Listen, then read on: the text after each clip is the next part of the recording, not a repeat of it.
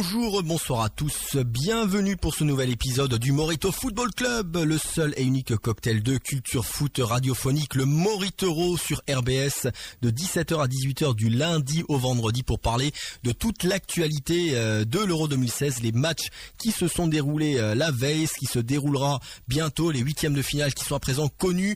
Voilà, on va faire le bilan des groupes E et F aujourd'hui puisque c'est les matchs, ce sont les matchs qui se sont joués hier et puis on parlera de l'Italie, évidemment, de la Hongrie, du Portugal, etc. Tous ces matchs et on se projettera un petit peu sur les huitièmes, tandis que Yannick qui est aujourd'hui à ce micro, salut Yannick. Salut tout le monde. Tandis que Yannick a préparé un quiz bien intégriste apparemment. Non, ça devrait aller. Digne de Fred, non ça va, ce sera abordable. Oui. D'accord. Alors si on supprime le sujet intégriste. Voilà, parce que tu nous en as fait part avant. Donc pour ceux qui veulent s'amuser, il s'agissait de citer tous les joueurs de la CEI.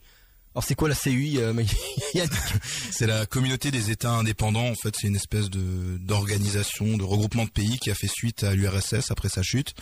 Et enfin, c'est les pays de l'URSS sauf les Pays-Bas, donc Lettonie, Estonie, Lituanie. Et c'était et il y avait une sélection. L'URSS était qualifiée pour l'Euro 92. Alors que l'Euro 92, pour ceux qui s'en souviennent, il n'y avait pas de Russie, il n'y avait pas d'URSS, mais il y avait la CEI. Voilà, qui ont marqué 2 points. Je crois ils ont été éliminés au premier tour. Ouais, ils avaient une équipe principalement. Il y avait des Russes, quelques Géorgiens, quelques Ukrainiens. Voilà, donc ça vous n'y aurez pas droit, mais vous pouvez vous amuser à vous souvenir de cette équipe si vous en avez le courage.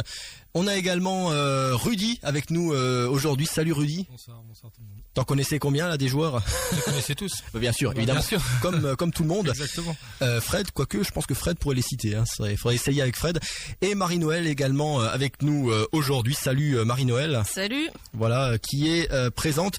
Donc on va tout de suite enchaîner avec ce qui s'est passé hier, les groupes E et F. Peut-être juste avant citer les huitièmes de finale. Là, si vous avez dormi, hiberné depuis hier 18h, on aura droit à un Suisse-Pologne en huitièmes de finale. Le vainqueur de ce match rencontrera le vainqueur de Croatie-Portugal en quart de finale. On aura également en huitième Pays de Galles contre l'Irlande du Nord. Le vainqueur de ce match affrontera le vainqueur de Hongrie-Belgique, là aussi en quart de finale. De l'autre côté du tableau, on aura un Allemagne-Slovaquie à suivre dimanche, dont le vainqueur affrontera le vainqueur du gros match Italie-Espagne. Ça va vraiment être chaud de cette partie-là du tableau, de la partie droite. Finalement la France n'affrontera pas l'Irlande du Nord comme on avait annoncé et pressenti hier, puisque la probabilité infime que ce ne soit pas le cas s'est réalisée. Donc c'est finalement l'Irlande tout court qui affrontera la France, et le vainqueur affrontera sans doute l'Angleterre ou l'Islande-Angleterre comme autre huitième de finale. Voilà un petit peu le tableau résumé rapidement, ce qui veut dire que dans le groupe E, alors on va commencer par le groupe F puisque chronologiquement c'était à 18h les matchs du groupe F. L'Autriche a finalement perdu contre l'Islande 2-1. L'Autriche est éliminée, termine 4e. Le Portugal et la Hongrie, superbe match 3-3. Voilà enfin le feu d'artifice de but qu'on attendait. Et ces deux équipes terminent la Hongrie première, super perf de la Hongrie qu'on n'attendait pas finalement. Et l'Islande deuxième, le Portugal troisième par un trou de souris qui se qualifie pour les huitièmes de finale. On commence par ce groupe. On ira ensuite du côté du groupe E. Voilà, je commence peut-être par ce Hongrie-Portugal que vous avez peut-être guetté. Un festival de buts, une Hongrie qui continue de surprendre et un Portugal qui vraiment sauvé des eaux par son grand buteur, sa star qui se réveille là aussi, Cristiano Ronaldo. Qu'est-ce que vous avez pensé de ce match? Déjà, c'était un très beau match, une très belle deuxième période avec des Hongrois qui étaient... moi, c'est vrai que j'avais pas eu l'occasion de vraiment les voir jouer, mais on a un peu l'impression qu'ils peuvent alterner le très bon et le très mauvais. Il suffit de regarder la fin de match où c'est vraiment de l'anti-jeu primaire, où ils jouent avec le défenseur, entre défenseurs. Voilà. Ça reste une équipe de rang plus modeste a priori que le Portugal qui a joué avec ses armes. Mais par contre, moi, ce que j'ai trouvé impressionnant, c'est en 2 passes, ils se retrouvent devant le but. Ils arrivent, ils construisent un petit peu. Et une étonnante circulation de balles dans cette équipe. Ils jouent un peu au handball avec les 3 défenseurs, et puis d'un coup, ils se décident, on va devant, et puis avec 2 passes, ils arrivent à déborder, centrer. Je sais plus qui a mis la balle sur le poteau d'ailleurs. Je crois que c'était peut-être à question pour un champion là aussi. Il y avait une balle qui a fini sur le poteau, je crois à 2-2. D'accord. Mais ouais, très bon match de la Hongrie. C'était très efficace, très réaliste. Très réaliste, c'est vrai qu'il marque sur leur première frappe. Qui met un doublé avec un peu de chance, puisque les 2 buts qu'il met, il me semble, sont contrés par des défenseurs. Donc voilà, elle t'a plu cette Hongrie, toi qui ne l'avais pas vu jouer, elle t'a surpris comme tout le monde. Et j'étais vraiment pour la Hongrie, parce que j'ai toujours une préférence pour les équipes plus faibles. Outsider, pour les underdogs. Rudy, ce match, tu l'as suivi, qu'est-ce que tu en as pensé? Moi, très heureux du retour de Monsieur Ronaldo. Voilà, on l'attendait, enfin il est venu. Il a répondu. Après, j'entends qu'on commence à dire c'est contre la Hongrie. Mais la Hongrie, au final, est première de son groupe, donc il fallait le faire. Il avait une énorme pression. Voilà, il a porté son équipe. Il met sur sa Madjer, il a montré la classe du grand joueur. Très beau but. Un but à la Madjer, la balle elle arrive avec un rebond, elle est pas au sol. Voilà, là c'est la grande classe de tenter ça, surtout dans les conditions dans lesquelles il était après le penalty raté. Et à part ça, là, le Portugal, ils m'ont vraiment plu. C'est en deuxième mi-temps où je trouve vraiment qu'ils ont trouvé du jeu, avec Nani aussi devant qui a été très très bon. Et le Portugal a fait une grosse deuxième mi-temps, et s'ils restent sur la lignée de cette deuxième mi-temps, ils peuvent faire de belles choses. On sent quand même que c'est une équipe où il y a du ballon, il y a du potentiel. Donc alors grosse deuxième mi-temps, tu dis, mais ils encaissent quand même 2 buts. Ouais, mais en deuxième mi-temps. Offensivement, ça a été moi je trouve qu'offensivement ils ont été très très bons. D'accord, donc 3 buts marqués, c'est vrai que cette Hongrie qui avait encaissé très peu de buts jusque-là. C'est ça. Il y avait aussi une très belle rentrée, je trouve, de Quaresma qui a un peu dynamité. Bon, il fait du Quaresma, hein, il fait ses extérieurs, il fait ses dribbles, mais il a bien dynamité. Enfin, en tout cas, il a bien essayé de percer la défense hongroise. Donc peut-être des perspectives offensives intéressantes pour le Portugal. C'est un joueur que je suivais quand il était un peu plus jeune, quand il me semble, il est passé par l'Inter. Brièvement alors. Hein. Voilà, mais il s'est complètement perdu en fait, alors c'était un peu le nouveau Ronaldo quand il était à Porto. Je crois qu'il était repassé par Porto, maintenant il est au Beşiktaş, donc c'est un peu un éternel espoir. On verra si Quaresma très talentueux, qui sait très bien tirer les coups francs d'ailleurs. D'accord, donc on suivra ses performances prochainement. Marie-Noël, peut-être sur ce match, est-ce que ce Portugal t'a convaincu? Bah du coup c'est la première fois que je voyais jouer le Portugal et la Hongrie, j'avais pas encore vu de match. J'ai trouvé justement que la deuxième mi-temps du Portugal était plutôt bonne. Sur cette deuxième mi-temps, j'ai pas trop compris comment cette équipe-là a pu faire les matchs qu'elle a fait avant, les matchs nuls contre l'Autriche, l'Islande, mais bon, a priori manque d'efficacité surtout contre l'Autriche. Hein. Le réveil de Ronaldo, Nani a fait un bon match et ma sympathie elle est quand même vers la Hongrie. Moi aussi j'ai toujours une petite préférence pour les outsiders, les petites équipes qui font un parcours qu'on n'attendait pas forcément. Et je sais pas, je trouve qu'ils ont un côté un peu sympa, leur gardien avec leur jogging old school. Ah oui, le gardien c'est vraiment du old school. À mode années 90 quoi. Du capitaine, il y a tout qui est réuni en vente maintenant. Ah oui, bah il est en vente, il est cher en plus en vente. Hein. Je crois que c'est 25 € l'équivalent. Je crois que c'est 8000 florins. C'est super cher en fait hein, par rapport au cours du florint, à la monnaie hongroise.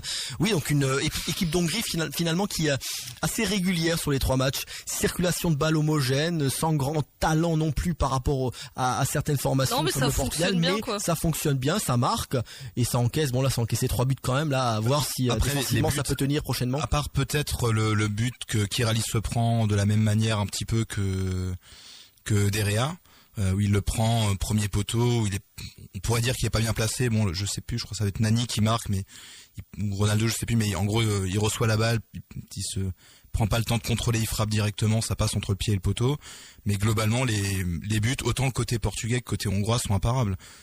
Sur les 2 buts en deuxième mi-temps de la Hongrie, le gardien est trompé par ses défenseurs qui dévient le ballon. Et pareil, la tête de Ronaldo, bon ben peut-être qu'au niveau de la défense, peut-être quelque chose d'autre à faire, mais alors cette défense portugaise, moi elle m'inquiète un peu quand même, hein, avec des joueurs qui ont pas tous fait un bon match. Ricardo Carvalho, pas forcément. Vraiment, c'est Ricardo Carvalho aussi. Hein, c'est un peu le Portugal me fait penser un peu à la Belgique, c'est-à-dire que offensivement il y a rien à dire, il y a du lourd quoi, mais défensivement on sent que ça peut craquer à n'importe quel moment. Il y a un bon gardien à chaque fois dans les buts, mais équipe un peu coupée en deux, sans homogénéité, sans grand. Disons que c'est capable du bon et du mauvais quoi. On sait pas trop. C'est pas trop de quel côté ça peut. Ça penche. Ça peut basculer. Ce Portugal rapidement. Alors on va rapidement se projeter. Hein, cela dit, on en reparlera plus conséquemment demain. Portugal-Croatie, hein, chaud quand même pour le Portugal. La Croatie a montré une belle régularité. Ils ont battu l'Espagne. Ce Portugal peut-il vraiment battre la Croatie à présent? Est-ce que vous le sentez? J'aurais tendance à mettre une piécette sur la Croatie quand même. Cette Croatie-là semble vraiment forte par rapport plus équilibrée, hein. Je pense par rapport au Portugal, mais bon, Portugal, si Ronaldo, sur un éclair de génie de Ronaldo, ça peut basculer du côté du Portugal aussi. Il leur manque, il y a Ronaldo, mais après eux ils ont du Rakitic, du Modric, même du Kalinic. C'est peut-être au niveau collectif en fait où la Croatie me semble plus forte. Voilà, alors ça, c'est un peu mon sentiment aussi, mais là, on entame une autre compétition. On l'a déjà dit à ce micro, mais il y a la phase de poule où c'est un peu des matchs amicaux améliorés puisque les troisièmes passent. On a vu que l'Irlande du Nord est passée avec une pauvre victoire, donc c'est le Portugal avec 3 points passe. C'est maintenant que ça va démarrer. Rudy, comment tu sens ce Portugal à l'avenir ? Comme tu l'as dit, c'est une nouvelle compétition. Je pense que là, ce qui s'est passé dans les poules, c'est une chose. Maintenant, à partir des 8e, là, t'es éliminé à la fin du match. Donc, enfin, il y a un gagnant et un perdant. Donc, c'est une nouvelle compétition, mais le Portugal, je sais pas. Ils sont capables de créer la surprise, même si je pense, comme on l'a dit, que collectivement, la Croatie est bien supérieure. Ça, c'est une évidence. Mais maintenant, voilà, devant, ils ont des joueurs qui sont capables de faire la différence. Ronaldo, Nani, Quaresma.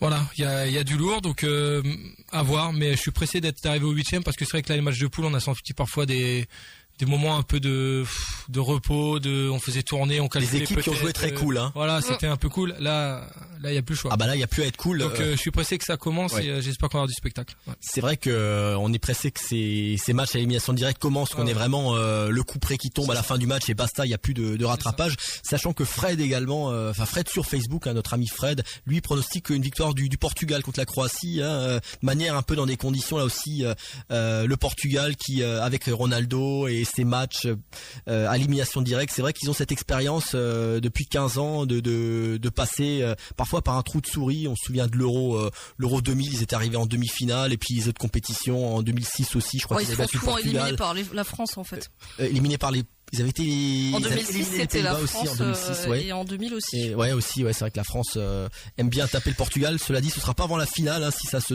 produit, puisque le tableau, ils sont sur le tableau de gauche, le Portugal, tandis que la France est sur le tableau de droite. Yannick, le Portugal, ton opinion? Bonne question. La vraie question, c'est de savoir quel sera l'état de forme de l'attaque du Portugal, si Ronaldo va vraiment prendre les choses en main. Moi, j'ai pas vraiment de doute là-dessus. Je pense qu'il le fera, contrairement à certaines pseudo-stars dans certains pays nordiques. D'accord. Alors là, on voit pas de quoi tu parles. Non, mais c'est pas grave. D'accord. Non. Mais non, je pense que la différence se fera entre qui du milieu croate et de l'attaque portugaise prendra le dessus. Comme tout le monde disait, la Croatie, c'est un bon collectif. Ils ont les joueurs adaptés pour vraiment faire un très très bon match collectivement parlant. Les Portugais, j'ai un peu plus l'impression qu'ils vont compter sur leurs flèches. Sur les différents attaquants. En tout cas, moi, j'aurai la chance d'être au stade. Ah, ça c'est bien. Tu pourras faire un compte rendu. Ouais. Ton cœur sera croate. T'as le maillot de la Croatie. Je vais le mettre justement. Tu l'as arboré récemment dans ce studio. On s'en souvient. Enfin, on s'en souvient nous en tant que chroniqueur. Peut-être un mot sur la Hongrie rapidement. Cette Hongrie qui séduit, qui a fait 3 bons matchs. Match contre la Belgique à présent. Est-ce que ça peut être la sensation de ce tournoi? Rapidement, oui ou non, avec un petit argumentaire très très rapide sur la Hongrie. La Hongrie peut-elle faire le coup de la Grèce par exemple? C'est pas du tout le même style de jeu par exemple, mais là on a une équipe qui surprend totalement ce qu'on pensait d'elle, quoi. Rudy? Non, je trouve qu'il y a beaucoup de cohérence en fait dans leur jeu. C'est rien d'exceptionnel, mais ils respectent les consignes, ils le font bien. Ils font chacun leur boulot, ils en font pas plus et ils sont solidaires. Ils peuvent créer contre une Belgique, ils peuvent créer contre la Belgique, ils peuvent créer la surprise. Belgique qui a pas donné toutes les garanties défensives nécessaires pour l'instant. Marie-Noël? Oui, Hongrie. La Hongrie. Il y avait un bruit bizarre, oui, mais on sait pas ce que c'est. Ouais. Ça m'a déconcentré. C'est pas grave. La Hongrie, oui, contre la Belgique. La Belgique est un peu fébrile depuis le début, donc je pense qu'ils peuvent encore passer, aller un peu plus loin. Je sais pas, il y a quand même encore de gros cylindrés. Après, je les vois pas forcément. Le Portugal, c'est comme la Belgique, ils sont pas non plus forcément très forts depuis le début. Je les vois pas forcément. Je sais pas dans quel tableau ils sont d'ailleurs, mais passer contre une Espagne, une Allemagne. D'accord. C'est plus compliqué. Ça peut se qualifier là, en quart, mais je les vois pas forcément aller en quart. Il serait alors le vainqueur de Hongrie-Belgique jouerait le vainqueur de Galles-Irlande du Nord. Ah oui, donc bon, là, à la rigueur. Alors sachant qu'après jouer le Pays de Galles, ce sera pas forcément non plus une sinécure si on suppose que le Pays de Galles se qualifie. Voilà. Non, mais ça peut être un super match. Ouais, on suivra cela. C'est vrai qu'il est déjà 17h16, donc on accélère. Peut-être si tu as un mot sur la Hongrie, Yannick. Moi, je vois la Hongrie passer tout simplement parce que les Belges ont Lukaku. Parce que les Belges ont Lukaku. Oui. Mais Lukaku qui a fait un bon match contre l'Irlande, il a marqué 2 buts comme ça de sang-froid d'attaquant, 2 occasions de buts Lukaku contre l'Irlande. Bah après je sais pas, j'ai quand même l'impression que c'est un attaquant. Bah après c'est l'Irlande aussi hein, mais de ce que j'ai pas vraiment eu la deuxième mi-temps, mais de ce que disait un spécialiste belge, un journaliste belge, le problème de Lukaku c'est que c'est un très bon attaquant, mais c'est un attaquant grand, lourd, pâteau qui reste dans les 18 mètres et il lui faut des ailiers qui débordent et qui se centrent. Il y a du Mertens, pas mal. Ce qui est pas forcément entre autres. Ce qui est pas forcément les plans de Wilmots. Ouais. Puisqu'apparemment il a fait un match absolument pourri. On en reparlera sûrement. On en reparlera sur la Belgique. On reste encore sur le groupe F un petit instant pour évoquer l'autre match. Là, c'est la sensation, la grosse sensation, le petit pays de 300 000 âmes. Là, l'Islande qui se qualifie, qui bat l'Autriche, une Autriche complètement, qui passe complètement à côté de son euro. Ils avaient pourtant fait des qualifs mémorables, 9 victoires, 1 nul. Ils se sont éteints de manière spectaculaire avec un sélectionneur qui s'est aussi un petit peu, je sais pas. Il a fait des choix très très bizarres des 3 défenseurs alors qu'ils avaient jamais joué comme ça contre l'Islande. Sabitzer en pointe sur le deuxième match. Enfin, ça c'est parti en vrille côté autrichien. Ils perdent ce match même s'ils n'ont pas forcément toujours démérité, mais l'Islande qui le courage, l'organisation qui s'impose de 1. Un mot sur cette Islande là aussi qui jouera contre l'Angleterre. Même question peut-être cette Islande. Qu'est-ce que vous en pensez? Est-ce qu'elle peut aller loin? L'Islande a un très bon collectif. C'est un grand groupe de potes. C'est clairement comme ça que tous les joueurs se voient. Et ce qui est vraiment intéressant, c'est même s'il y a des stars comme Sigurdsson qui joue dans le championnat anglais, mais il n'y a aucun joueur en fait qui se prend pour le chef. Il n'y a aucune star déclarée. Enfin, il y en a aucun qui a le melon. Et ils jouent vraiment sans pression. Ils savent qu'ils n'ont pas forcément le niveau individuellement pour faire la différence. Et du coup, ils se basent vraiment sur leur collectif, sur cet état d'esprit de potes, en fait, ce groupe de potes. Et c'est peut-être un peu ce qui avait réussi au Danemark en 92. Ah, oula, le parallèle, l'équipe du Nord qui irait au bout à la surprise générale. Pourquoi pas? C'est vrai que là, ce serait une sensation peut-être encore supérieure, mais l'Islande y est pour l'instant et c'est compliqué de jouer contre elle. L'Angleterre, là aussi, qui avait du mal à marquer contre la Russie, qui avait du mal à marquer, qui a eu du mal à marquer contre la Slovaquie, qui a marqué là aussi 2 buts contre le Pays de Galles, mais c'était pas forcément facile. Aura du mal certainement contre cette Islande. Un mot également, Marie-Noël ou Rudy sur l'Islande? Non, moi l'Islande, c'est on parlait tout à l'heure de Hongrie, c'était un petit peu votre petit préféré. Moi l'Islande, j'ai vraiment un coup de cœur pour eux parce que c'est 23 000 licenciés seulement. Ouais. Et je lisais quelque chose, je crois les supporters qui se sont déplacés, ça représente 10% du pays. C'est c'est tout petit. Mais voilà, ils montrent des valeurs tellement un collectif, une solidarité, c'est beau à voir sur il y a tout un pays qui est derrière eux. Je sais pas si vous avez entendu quand ils marquent le deuxième but en version originale avec le commentateur. C'est magnifique le football. Il y a cette vidéo qui circule sur internet. Voilà, le commentateur islandais pète les plombs sur le deuxième but islandais. Le football est fait pour ça, pour vivre des trucs extraordinaires. Et là, ils sont en train de faire quelque chose d'extraordinaire. Et moi, j'ai vraiment un coup de cœur pour eux. Je suis content maintenant qu'ils perdent ou qu'ils gagnent. Ce qu'ils ont fait, moi, je trouve que c'est extraordinaire. Alors, justement, c'était Cristiano Ronaldo après le premier match du Portugal-Islande qui fustigeait un petit peu le jeu attentiste de contre de cette équipe islandaise. Eh bien, tu n'es pas d'accord en tout cas, Rudy. C'est vrai que nous, on est plutôt. Moi, je suis assez d'accord. Je pense que Yannick aussi sur l'aspect et Marie-Noël sur l'aspect sympathique de cette équipe d'Islande. Un mot, Marie-Noël, peut-être encore pour évoquer l'Islande.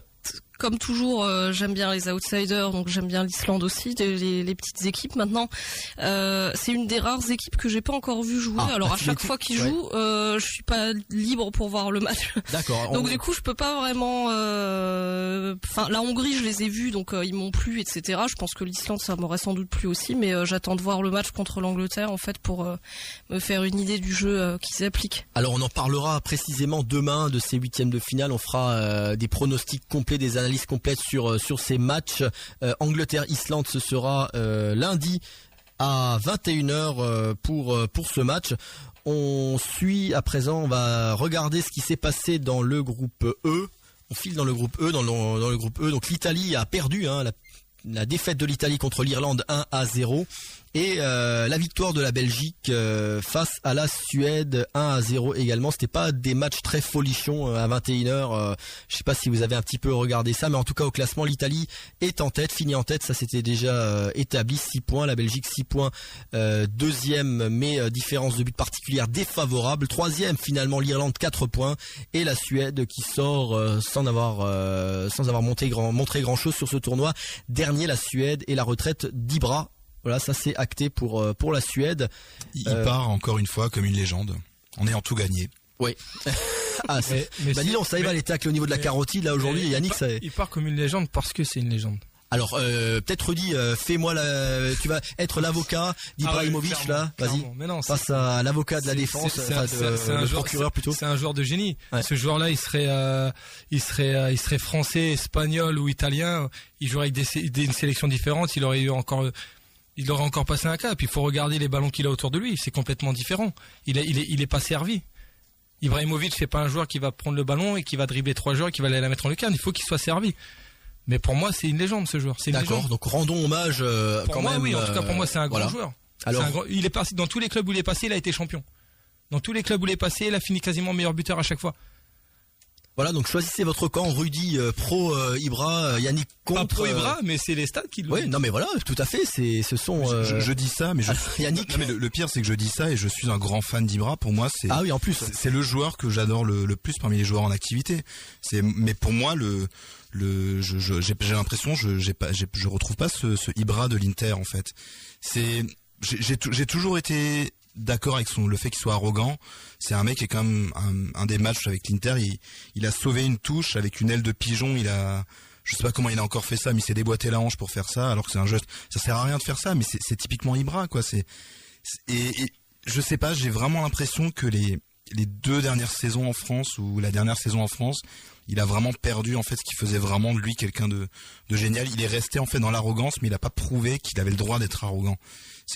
Moi ça me posait pas de problème que ce soit qu'il soit arrogant, mais je sais pas, j'ai vraiment l'impression en fait que même les 2 victoires en fait, on en reparlera aussi avec Irlande, c'est un peu les victoires du karma, c'est-à-dire que finalement c'est mérité.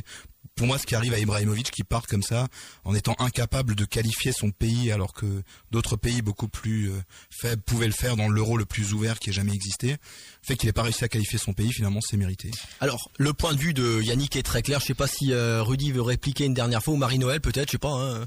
Non. En fait, moi je suis un peu partagée entre les 2 avis finalement, parce que j'ai toujours beaucoup aimé Ibrahimovic aussi quand il joue en Italie et tout, c'est le genre d'attaquant que j'aime bien. Maintenant c'est vrai que la dernière année ou les 2 dernières années à Paris, je commençais à l'apprécier un peu moins en fait par des déclarations, et là je trouve que, enfin comme disait Yannick, il sort avec la Suède. Moi avec Paris, on s'attendait à mieux aussi en Ligue des Champions. Il a pas fait grand chose sur. On demande pas ce qu'il gagne des titres. Hein. C'est sûr que gagner la Ligue des Champions pour le PSG, c'est pas non plus la chose la plus facile qui existe.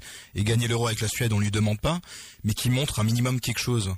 Mais c'est un peu ce qu'on reproche finalement, enfin ce qu'on entend sur Ibra depuis quelques années, c'est que c'est un super joueur, il a des stats énormes, mais dans le match qui va compter ou ou même en Ligue des Champions où manque de présence, il a rarement été très très décisif dans un match. Contre Chelsea cette saison en Ligue des Champions avec Paris, quand il marque, j'avais lu d'ailleurs où on disait c'est une des premières fois qu'il marque, qu'il est vraiment décisif dans un match à qualification directe. La preuve, en plus, c'est pas la preuve, mais il a jamais gagné la Ligue des Champions non plus. Alors voilà. On va clore la parenthèse sur Zlatan Ibrahimovic. Il y a les fans, il y a les non-fans, sachant que hier on a quand même diffusé une chanson en hommage à Zlatan. Donc réécoutez le podcast d'hier si vous voulez savoir de quoi il s'agit. Ils sont disponibles sur YouTube et via la page Facebook du Morito Football Club. Vous êtes toujours sur RBS 17h26. On évoque à présent concrètement les matchs d'hier dans le groupe E, Italie-Irlande et Suède-Belgique. Déjà, quel match avez-vous vu, si vous en avez vu un, parce qu'il y avait deux matchs en même temps évidemment comme toujours, mais là c'est vrai qu'on pouvait hésiter finalement entre les deux. Qu'est-ce que tu as vu, Yannick, par exemple? Moi j'ai vu un peu les deux matchs en même temps. Ah oui, toi tu as un zapper, c'est ça, hein. Voilà, en fait j'ai un truc qui me permettait en fait d'avoir le match incrusté, l'autre match incrusté en haut à droite. Ah bon? Ce qui fait que j'ai suivi un match sur RTS2, donc la chaîne suisse, et l'autre match sur M6. D'accord. Donc j'ai vu la première mi-temps de chaque, mais c'est vrai que c'était pas. Je me suis d'abord plus concentré sur l'Italie, enfin surtout sur l'Irlande. C'est vrai que c'était pas forcément très intéressant. C'était peut-être un peu plus tendu du côté de la Belgique en première mi-temps, mais j'avais quand même l'impression d'avoir une Italie fidèle à son image, rugueuse, un petit peu vislarde, et les Irlandais qui étaient un peu fidèles à leur image, qui sont beaucoup moins vislards et qui montrent un peu plus quand il s'agit de sortir les crampons. Mais ouais, c'était les matchs en fait, les mi-temps, les deux. Ouais, c'était globalement pas super palpitant ces deux rencontres. Peut-être commençons sur Italie-Irlande, avec l'Irlande qui en fin de match arrive à accrocher cette victoire qui lui permet de se qualifier. L'Italie qui a pas cherché spécialement à jouer. Bon, ils ont soigné leur défense comme d'habitude. Un terrain là aussi assez exécrable, hein, au niveau des contrôles, des passes assez. C'est normal, c'était à Lille. C'était à Lille, voilà, fidèle au terrain lillois. Quoique c'est la faute de l'UEFA, on en a déjà parlé, à la pelouse de Slovaquie, etc. On va pas revenir dessus, mais une Italie imprécise, beaucoup de déchets, et qui finalement permet à l'Irlande de marquer sur une erreur un petit peu de la défense en fin de match. On peut vraiment pas se faire un avis sur le niveau de l'Italie avec cette équipe. C'était vraiment une équipe de coiffeurs. Oui. L'Italie n'avait même pas besoin. La preuve, ils ont fini premiers, ils n'avaient pas besoin de gagner ce match. Donc je pense. C'était sûr d'être premier, donc il voilà. n'y avait pas d'enjeu pour eux, voilà. autre que le turnover.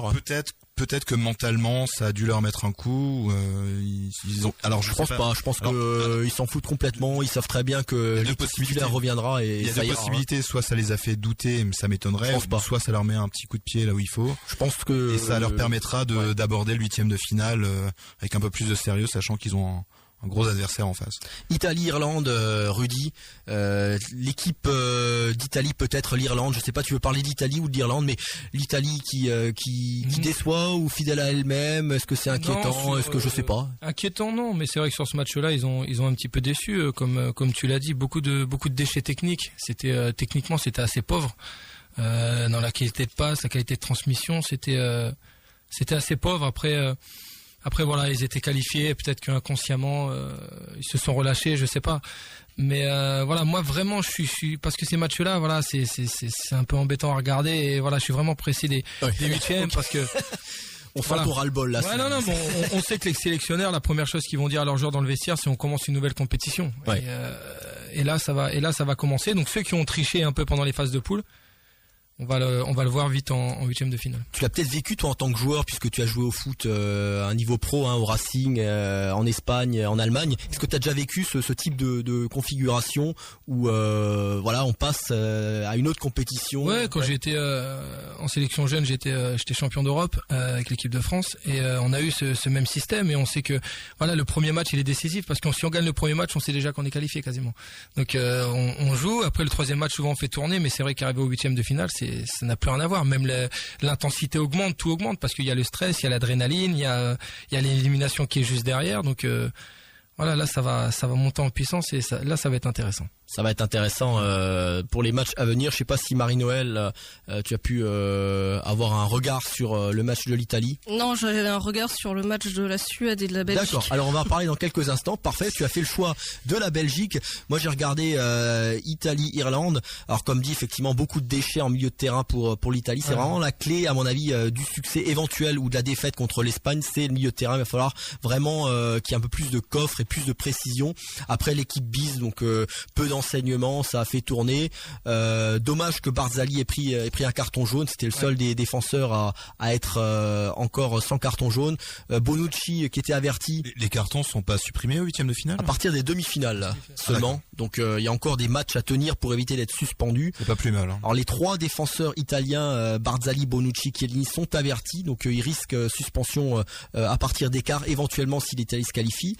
Cela dit, ils seront là pour l'Espagne et je pense que c'est le principal puisque l'Espagne est le gros morceau à venir. Après, offensivement, c'était un peu dans la lignée des matchs précédents, peu d'occasions. C'est assez pauvre dans les mouvements offensifs, malheureusement. Par contre, c'est tranchant. Dès qu'il y a une occasion, ça finit sur le poteau, puisque Insigne touche le poteau. Il y a eu une occasion pour l'Italie, elle a fini sur le poteau. 2 occasions contre la Suède, 1 but. Pareil contre la Belgique, 3-4 occasions, 2 buts. Donc on est vraiment sur une Italie traditionnelle, très solide défensivement, très réaliste, un peu vislarde, avec des petits tirages de maillot comme ça. On les connaît un peu aussi comme ça. Mais ce qui m'a intéressé quand même, parce qu'il y a eu un point positif, c'est la rentrée d'Insigne qui arrive, qui rentre en jeu à 15 minutes de la fin, et direct, c'est le seul à avoir fait des bons contrôles, des bonnes passes, des bonnes accélérations, et il fait un petit slalom, il tire sur le poteau. Donc là, un atout vraiment offensif intéressant à insérer en cours de jeu pour l'Italie. Je le vois pas Antonio Conte titulariser Insigne prochainement, puisque ça rentre pas trop dans le système de jeu qu'il a prévu, sachant qu'Insigne c'est plutôt un joueur, un feu follet, soit sur l'aile gauche avec le Napoli, soit que tu fais rentrer en jeu et qui se balade un peu librement. Mais là, on a une arme offensive qui peut vraiment être intéressante pour l'Italie au cas où ça n'arrive pas à marquer prochainement. Voilà un petit peu ce que j'ai pensé de ce match. Quelque chose à ajouter, messieurs, dames? Alors on file sur Suède-Belgique. Il y avait un autre match dans ce groupe E. La Belgique qui s'impose à 1-0. Match moyen pour la Belgique, encore une fois, un peu meilleur en deuxième mi-temps, il me semble, ou l'inverse, je sais pas. Je j'ai pas vu le match comme dit. Est-ce que quelqu'un veut prendre la parole sur Suède-Belgique? Peut-être Marie-Noël qui a vu ce match. La deuxième mi-temps. La deuxième mi-temps. Alors comment était la deuxième mi-temps? C'était encore une fois, un match qui m'a pas fortement emballé, quoi. J'ai regardé. La Belgique, de toute façon, m'emballe pas depuis le début. Alors, il y a un but d'Ibrahimovic refusé injustement, apparemment. Oui, pas injustement. Oui. Après, ça dépend. Moi, je suis pas expert en tout ce qui est arbitrage, mais ce qu'il y avait, c'est que le joueur qui fait la passe d'Ibrahimovic, en fait, frappe la balle, on va dire, à mi-hauteur, et il y a un défenseur en fait qui va se baisser pour mettre la tête. Donc, je pense que l'arbitre a considéré que c'était du jeu dangereux. Mais certains disent, en fait, vu que c'est le défenseur qui a baissé la tête, on va pas non plus sanctionner quelqu'un qui met le pied alors que l'autre est à 30 cm du sol. Donc, d'accord, donc il faut se faire une opinion, il faut voir l'image. Je sais pas, pour moi, ça se siffle comme ça se siffle pas. Pour moi, il n'y a pas vraiment de scandale là-dedans. Non, c'est ça, c'est un éternel débat. C'est soit pied haut ou tête basse, en fait. Oui. Ça, c'est vraiment l'appréciation de l'arbitre. Et, voilà. Un arbitre va siffler, l'autre va pas siffler. Là, c'est vraiment... à l'appréciation de l'arbitre. C'est pas le scandale que toute la presse veut nous faire croire. C'est pas le scandale du siècle. D'accord. Alors but refusé. En tout cas, la Belgique qui trouve l'ouverture, qui n'encaisse pas de but. C'était important aussi de continuer à sécuriser un petit peu les bases, même si ça reste un peu craignos derrière. Je sais pas si quelqu'un a vu l'intégralité du match ou oui, tu as vu Rudy. Ouais, j'étais obligé avec mon fils. Il est d'accord. Fan d'Ibra aussi. Donc, fan d'Ibra. Ok. J'avais pas le choix. Très bien. Alors, qu'est-ce que vous avez pensé, toi et ton fils, de ce match? La Belgique mérite-t-elle de gagner? Je pense qu'il méritait de gagner, ouais, parce que la Suède a pas montré grand-chose, a pas été véritablement dangereuse. Offensivement, la Belgique a quand même des armes assez impressionnantes avec Hazard, De Bruyne, côté Carrasco, Lukaku, même si c'est pas ton ami, mais Lukaku, voilà, c'est pas mon avis en l'occurrence. C'est l'avis d'un journaliste belge qui disait qu'on est passé de quelle télé, de quelle radio, ton journaliste? C'était un consultant de l'équipe. D'accord, ok, donc belge, qui disait on est passé avec de la chance. Parce qu'on n'a pas montré grand chose. Heureusement que le but a été refusé parce qu'il n'était pas persuadé en fait que la Belgique était capable. Qui marque le but au fait pour la Belgique là? Le milieu de Nainggolan, c'est vrai, voilà, c'est ça. Limpide, magnifique. Voilà, parce que ça j'ai pas pu voir ça, mais voilà. Non, ce qu'il disait en fait, Lukaku est un bon joueur, mais il faut qu'on lui donne des ballons, quoi. C'est ce qui l'énervait, c'est qu'il restait dans les 18 mètres. Bah, quand il a eu les ballons contre l'Irlande, il a mis 2 buts. Il faut tranquillement, de sang-froid face au gardien. Faut qu'il ait les ballons. Il a eu ses ballons et quand il a eu les ballons, il a marqué 2 buts. Après, c'est pas de la faute de Lukaku du coup non plus. Enfin, non, c'est ça. Si on lui donne pas de ballon. C'est ça, mais c'est pour ça que le journaliste disait qu'il préférait peut-être voir un joueur comme Batshuayi qui pourrait peut-être faire un peu plus la différence en tant que numéro 9. Très bien, alors ça c'est à chacun de se faire une opinion. Peut-être pour terminer sur Suède, Belgique, Rudy, est-ce qu'il y a des enseignements encore à tirer de ce match? Est-ce que défensivement ça t'a rassuré peut-être? Parce que moi j'ai trouvé même contre l'Irlande en première mi-temps, c'était pas toujours très serein. Est-ce que là c'était un peu plus clair? Moi ça m'a pas rassuré défensivement parce que la Suède a pas été vraiment très très dangereuse, mais je pense que contre une équipe qui va provoquer un petit peu plus, je sais pas, j'ai pas trop le niveau défensif de la Belgique. Moi ce qui m'a rassuré un petit peu côté belge, c'est Eden Hazard. Je l'ai trouvé en jambes, même s'il a un fait d'exceptionnel hier.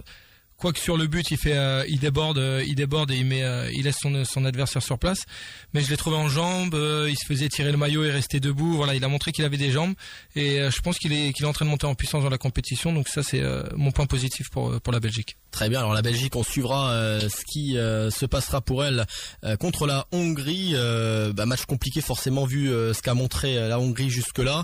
On peut évoquer encore rapidement, l'Irlande contre la France. Ça, on en parlera peut-être demain plus précisément. Évidemment pour la France, je dirais pas que c'est l'adversaire idéal, mais c'est un adversaire plus facile que le Portugal qui pêche la Croatie par exemple, ou que l'Angleterre contre l'Islande. À mon avis, c'est le cran en dessous. Quoique après le match, si l'équipe de France est éliminée, on dira que c'était une équipe insidieuse. On verra, on décryptera ça demain par rapport à ce France-Irlande. Mais juste encore un mot, quoique Italie-Espagne, là aussi c'est un gros match. Il faudra peut-être prendre le temps de l'analyser. Je sais pas si vous avez quelque chose à dire sur ces matchs-là. Sinon on fait une petite pause musicale peut-être pour souffler. Après il y aura le quiz de Yannick. Donc une pause musicale parce qu'il fait très chaud vraiment aujourd'hui en studio. C'est la folie, hein. On est tous en train de suer. C'est incroyable. On mouille le maillot. On mouille le maillot. Pour le coup là on mouille le maillot. On vous promet que 40 degrés en studio, c'est la folie. Un peu de musique et on se retrouve dans quelques minutes.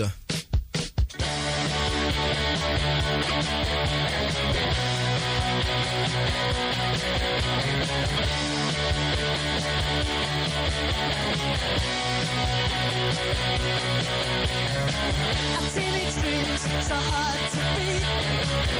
Every time she walks down the street, another girl in the neighborhood. Wish she was mad, she looks so good. I wanna hold her tight. Get teenage kicks right through the night. I'm gonna call her on the telephone. Have her over 'cause I'm all alone. I need excitement, oh I need it bad.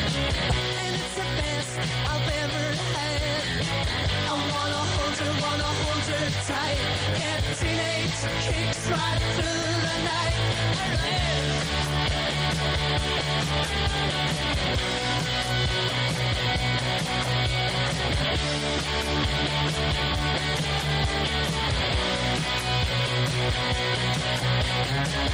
Teenage dreams so hard to beat. Every time she walks down the street, another girl in the neighborhood. Wish she was mine, she looks so good. I wanna hold her tight. Get teenage kicks right through the night. I'm gonna call her on the telephone. Have her over 'cause I'm all alone. I need excitement, oh I need it bad. And it's the best I've ever had. I wanna hold her tight. Get teenage kicks right through the night.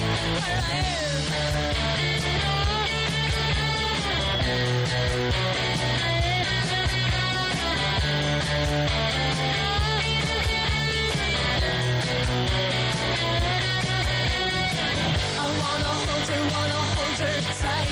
Get teenage kicks right through the night.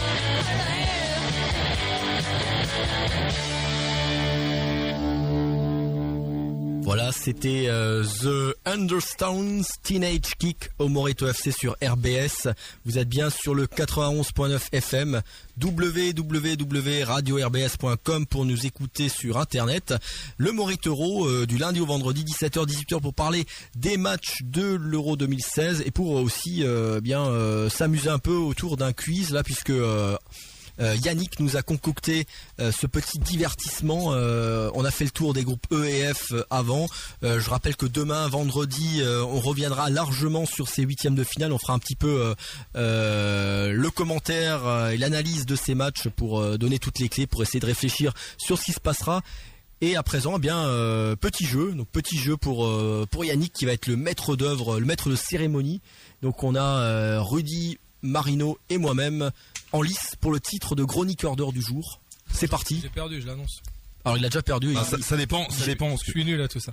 Ouais, C'est pas moi grave. aussi. Ben, on est tous nuls. Moi aussi, je suis pas terrible. Allez. Je suis plutôt de bonne humeur, donc j'ai prévu plusieurs sujets, donc il y aura pas de sujet piège pour le dernier Voilà. Alors. dernier à choisir. On va commencer par un Survivor, donc il faudra me donner les réponses, toutes les réponses possibles à un thème. Alors le thème n'est pas compliqué. En début de la compétition, je crois en début juin, l'Observatoire du football avait donné son classement des équipes qui ont la plus grande valeur marchande. Donc en fait, ils ont calculé la valeur de chaque joueur, soi-disant ce que valait chaque joueur. Ils ont fait la somme des joueurs de chaque sélection, ce qui donne un classement. Et donc j'aimerais les 10 pays, donc en gros les plus chers en quelque sorte de cet euro. De l'euro, d'accord. De l'euro, voilà. Il y en a 10 sur 24, des 10 pays les plus chers, d'accord. Voilà, donc je sais pas qui veut commencer. Ça va aller vite alors du coup. Au pire, moi j'ai les 24, donc on fera au fur et à mesure. Ah oui, d'accord. Il y Donc aura- si on trouve les 10, on passe. Et pas le droit de dire deux fois la même équipe, hein, évidemment. D'accord, alors on y va. Allez, Rudy, tu commences. Espagne. Espagne 3e, oui, avec 638 millions. Marie-Noël. Portugal. Portugal est 6e, 449 millions.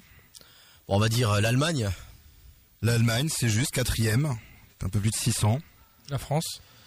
France est 2e avec quasiment 700 millions. La Marie-Noël. Belgique.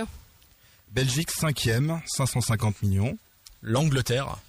Première, évidemment, avec 750 millions. Ça commence à se resserrer. Ah ouais, c'est. Italie. L'Italie est 7e, 327 millions. Eh oui, maintenant ça commence déjà à se compliquer. Alors moi j'essaye de réfléchir, c'est pas facile. Il me semble qu'on a donné les 7 premiers. Hein. Ah oui, alors il faut tenter des coups là, Marie-Noël. Tenter des coups. Ah bah oui, là c'est. La Croatie. Croatie est 8e, 291 millions. Moi je sais pas du tout, moi je suis nul aussi à ces jeux-là, hein, faut pas croire. Hein. Je veux dire la Suède avec Ibra. Non, Non, la bon, Suède allez, je suis éliminé, d'accord. n'est pas dedans. D'accord, bah tant pis, je suis éliminé, il reste Rudy et Marie-Noël en lice. L'Islande.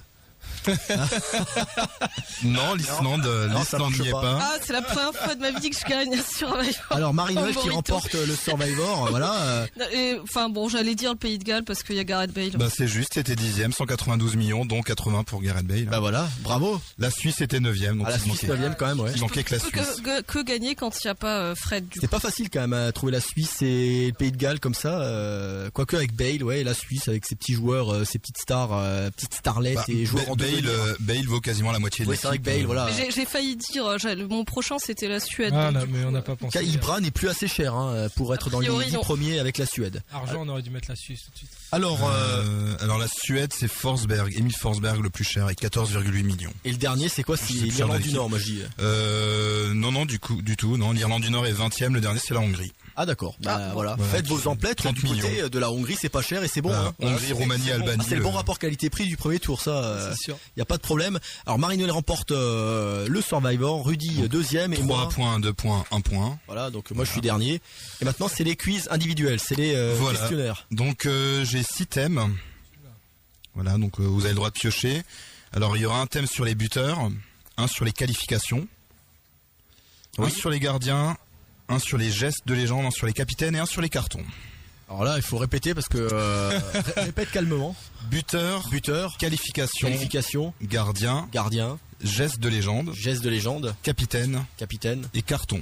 carton. Ok, alors je crois que c'est à moi de démarrer parce que je suis le dernier et Normalement Ah c'est non, celui mais qui c'est gagne, celui qui gagne qui a le choisit choix. parce qui a que le le choix. dernier il a le moins le choix. Ah oui, voilà, c'est ça, oui. Sinon il n'y a aucun intérêt à je gagner. sais plus. Il n'y a pas d'intérêt à être Parce que- premier du coup. Et si, parce que tu as le bonus de points, quoi, c'est pas déterminé d'ailleurs, on peut dire 3 points, allez. Bon, je vais prendre les buteurs.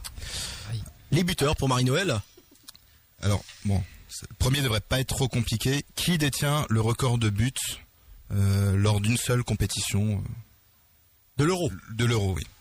Le meilleur Record de buteur. but, le meilleur buteur. Mais dans une seule compétition. Dans une hein. seule Oui, bah, si compétition. tu m'avais demandé la Coupe du Monde, j'aurais su, mais À la Juste Fontaine. Hein. À la Juste Fontaine, mais au niveau de l'Euro, je crois que je l'ai, mais je suis même pas sûr. Hein. Alors Marie-Noël, il faut essayer de tenter une réponse. Hein. C'est pas si facile, c'est vrai que C'est un attaquant. c'est un attaquant. merci Rudy. Ah, il faut une réponse. Pas vraiment. Hein. Non, pas vraiment. Ah tiens. Ah.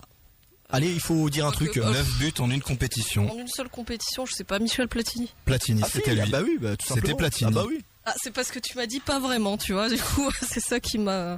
Bah oui, bien sûr, Platini. Moi, j'aurais dit Shearer. mais Euro je- 84. Moi, j'étais sur Klose au départ, D'accord, mais- voilà. Bah. Euro 84, c'était lui.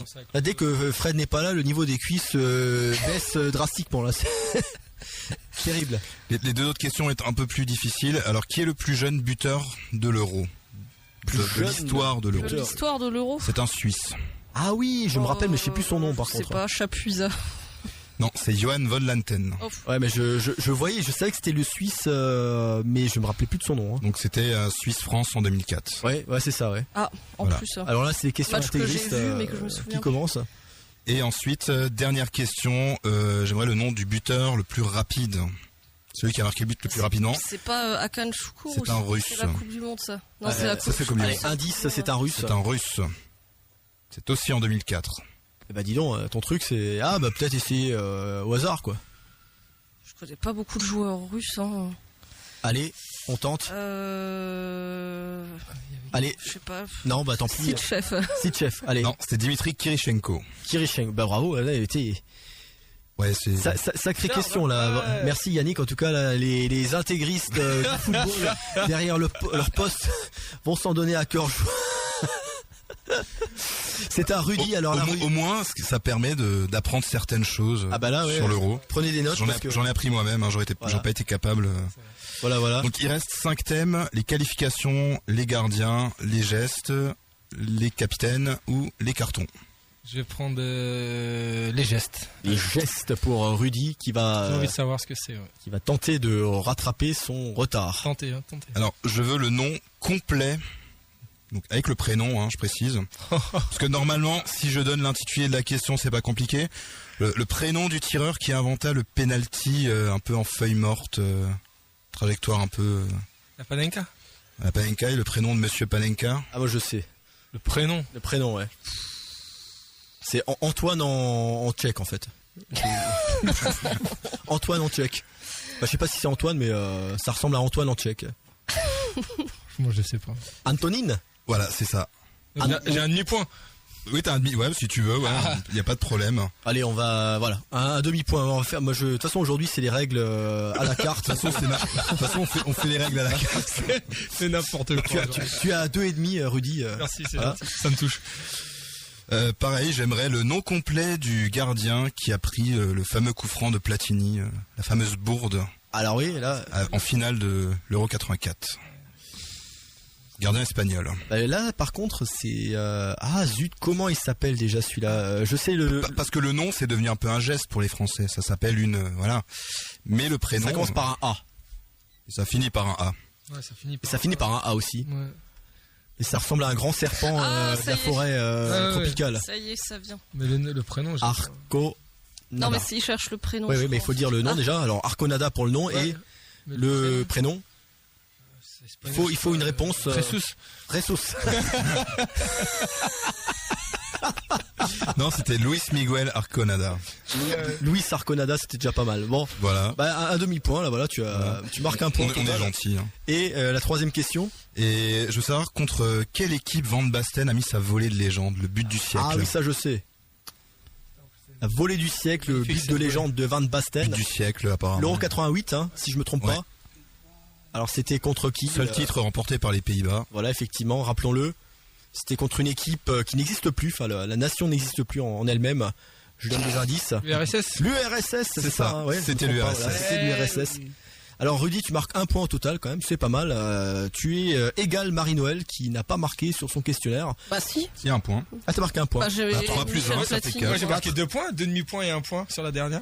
Donc 2 plus Un 2. point sur la dernière. Ah J'ai oui. répondu RSS. Bah oui, enfin avec un peu d'aide. Bah, 3/4 alors. Ah, bon, allez, 3/4. Tu es à 3 et 3/4, mais Marie-Noël est à 4, donc tu es déjà devancé par Marie-Noël, malheureusement. grave, Mais c'est pas pas mal. Pour l'honneur, À négocie, on 0,25 négocie. près, quoi. ça se joue vraiment, c'est des hors-jeux millimétriques aujourd'hui, là c'est terrible. Allez, Ah, allez, maintenant c'est la goal line technologie. Là, chez nous. c'est à moi et je vais te mettre tout le monde d'accord, tu vas voir. Voilà, alors il y a la qualification, les gardiens, les capitaines ou les cartons. Qualification, c'est en lien avec les qualifications de l'Euro Oh là là, Euro ça 2016 va être compris. dur. Il y a quoi, les gardiens, les cartons et et les capitaines. je vais dire les gardiens, mais je suis pas convaincu de mon choix. Je vais essayer. Allez, les gardiens. Alors j'aimerais le nom du gardien de la Belgique Oh merde. de l'Euro 80. Donc la Belgique était arrivée en finale. Ah oui, bah alors j'hésite entre deux. C'était pas Pfaff. Jean-Marie Pfaff. C'est ta réponse? Bah oui. C'est Jean-Marie Pfaff, Ah bah c'est voilà. ça. Voilà. Ton dernier mot. C'est bon. Ensuite, je veux le premier gardien vainqueur de l'Euro, donc titulaire avec son équipe de l'Euro 1960. Alors là, celui-là, il est. Si je te donne l'équipe, de toute je sais façon, plus quelle est l'équipe. Je crois que c'est pas l'Italie. Non, c'est pas l'Italie. Non, c'est. Si je te donne l'équipe, tu trouves le gardien. Non, je sais pas. Je donne l'équipe toujours, mais. URSS.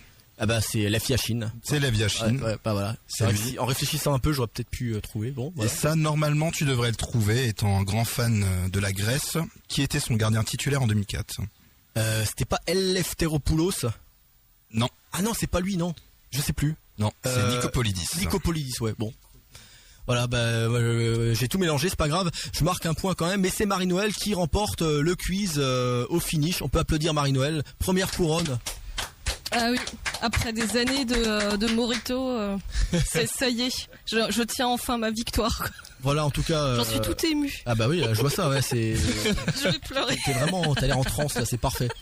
Bon, c'était pas facile, hein, Yannick. Ouais, je viens de me rendre compte en relisant les autres sujets que c'était pas forcément meilleur. Alors c'est quoi les autres sujets là? Fais les autres questions, parce qu'il reste 2 minutes, on va conclure là-dessus. Le meilleur buteur de l'histoire des qualifications. Il a marqué 5 buts en 2016, pour l'Euro 2016. Le meilleur buteur de l'histoire des qualifications, Je donne un indice, c'est pas Ronaldo. c'est Ibra. Non. Je sais pas. Robbie Keane. Robbie Keane, d'accord, très bien. Il en a mis 23. C'est noté. Je voulais le nombre de buts marqués par Gibraltar lors des qualifications de l'Euro 2016. 1. 2. Ah, presque. Voilà. Et quel est le nouveau venu, donc une des sélections qui vient de faire son entrée dans l'Euro, qui a marqué le plus de points lors des qualifications? L'Irlande du Nord. Non. C'est la Slovaquie avec 22 Slovaquie, points. d'accord, ok, bon. Voilà, après, il y avait quoi encore Capitaine, c'était quoi les capitaines? Capitaine, le seul capitaine à avoir gagné 2 euros. Le seul capitaine organisé. C'est un gardien. Alors là, je sais pas du tout. Je sais pas.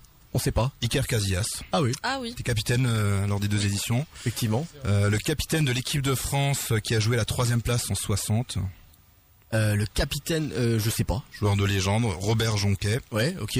Et le capitaine du Danemark lorsqu'ils ont gagné l'Euro en 92. Ah, l'Audrup. Il y avait la Houdrup, ouais, il y Non, avait Lars Olsen. Il y avait pas, non, c'était pas Schmeichel, d'accord, ok. Bon, Voilà. pas facile du tout, hein. Et après les carton rouge le plus rapide de l'histoire.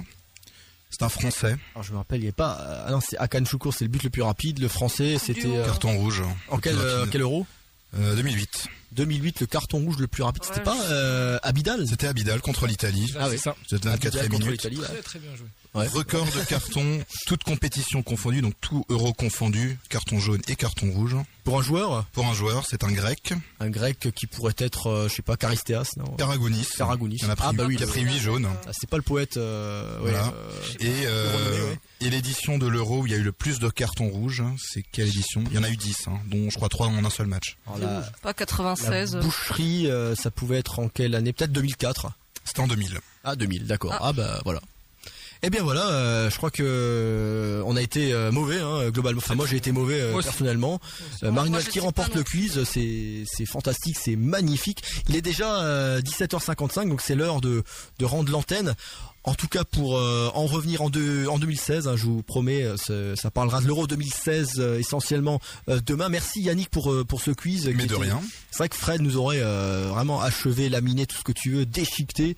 Au moins les auditeurs ont pu être à notre hauteur, comme quoi. Donc demain, on parlera des 8e de finale, tous les 8e de finale, les analyses, les prévisions. On va essayer de donner des bons pronos, comme ça, si vous voulez gagner de l'argent en pariant, faudra nous écouter et vous aurez les bonnes cotes. On va essayer en tout cas. À demain 17h sur RBS. Ciao ciao. Ciao.